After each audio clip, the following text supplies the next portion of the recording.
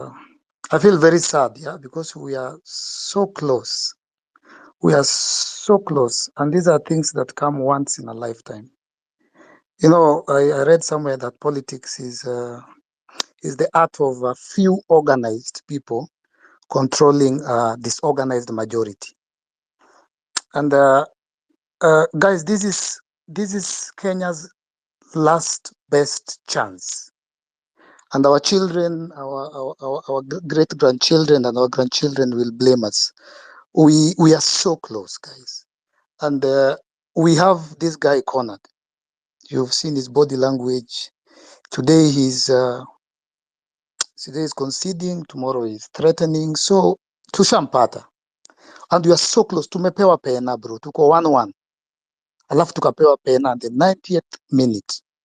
Na lazima tufunge bro, brothers and sisters. So as a person who has traveled this journey for quite a long time, a person who has endured so much, yeah, who has suffered so much, alafu kufika kwa hapa kwa finishing line, alafu tuna stop, yani atupiti your line, tunaanza kuwa disorganized.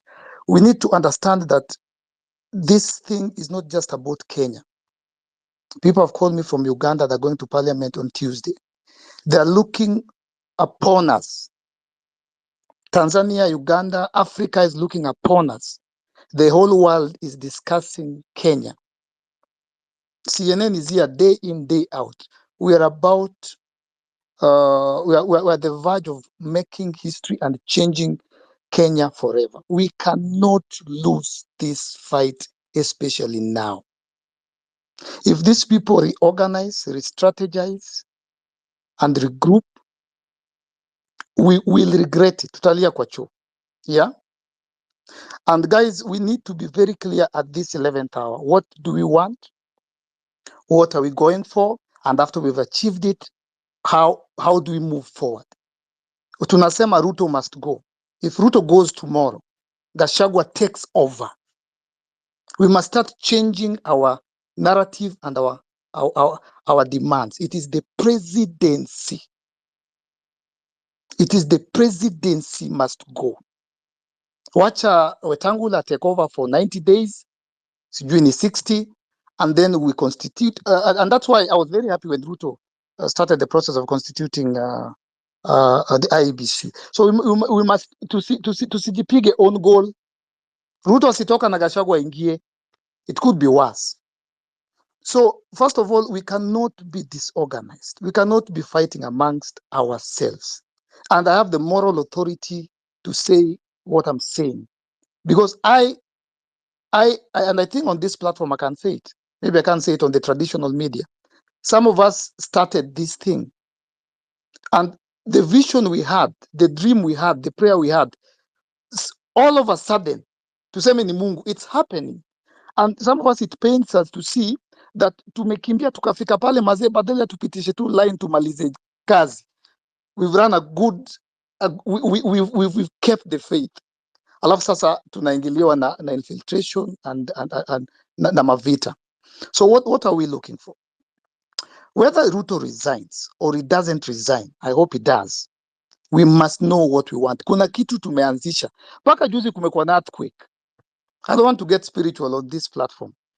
Do you know the last time Kenya had an earthquake? There's a lot that is going on in this country. Things are shifting. Mpaka tectonic plates. Hii tumefika point, it's like a pregnant woman in labor.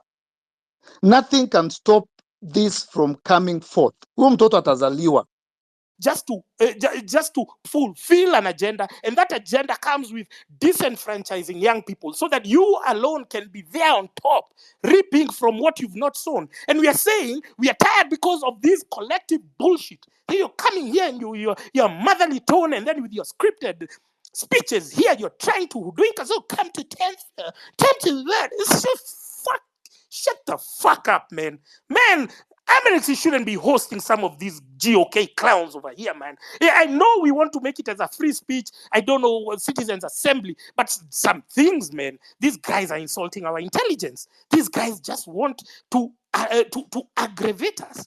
with our taxes. And so we are saying, when we are taking the next step that we are taking in this movement, it could be non-violent. Everyone seems to think that protest is the only strategy, is the only plan, is the only option that people have. No, there are so many other strategies of non-violent protest, and we are going to utilize all of them, because we are saying that we have given these guys time to just say something, to just give us a hint, to just say, you know what, we are going to overhaul the cabinet. And then they bring back the same losers, the same wankers, the same idiots who have been oppressing us, the same guys who should be in the International Criminal Court are brought back, because he's showing us, like mtadu, he's showing us that the middle finger, like mtadu, nyinyi ni nani? And so I'm saying, I am worked up. I'm wondering why everyone else is not worked up. I'm wondering, why are you guys just moonlighting like this?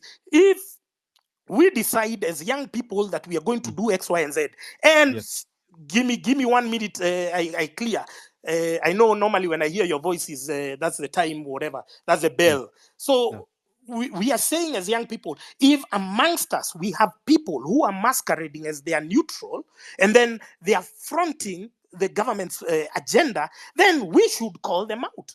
And calling them out is not a sign of disunity. It is a sign of transparency and accountability. The same accountability that we demand or we aspire for our country, we should be implementing it, so that we cannot replace one crop of despots with the other. Thank you very much, Amerix, for hosting me.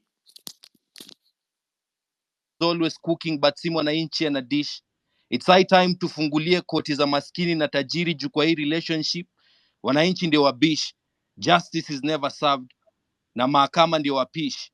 Kwa ballot box conversations zetu haziko candid kweli. Sisi voters ni mang'ombe, but how politician ndio mabandit. Justice system inajaribu kureverse roles.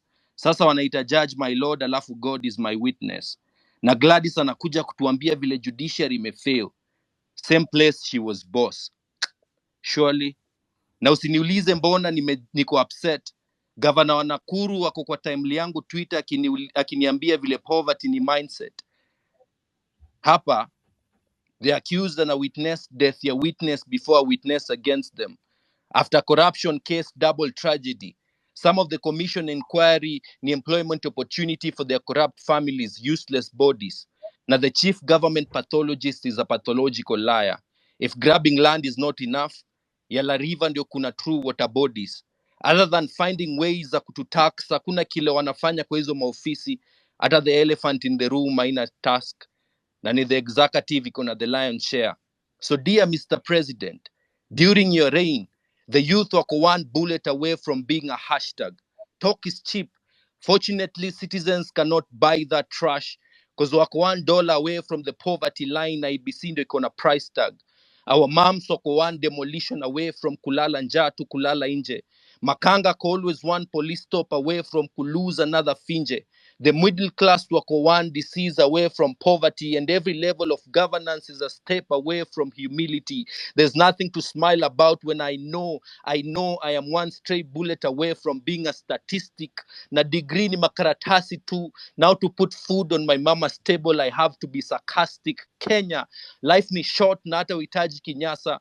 Na akaunti ya mwananchi ni empty kama promises za mwanasiasa.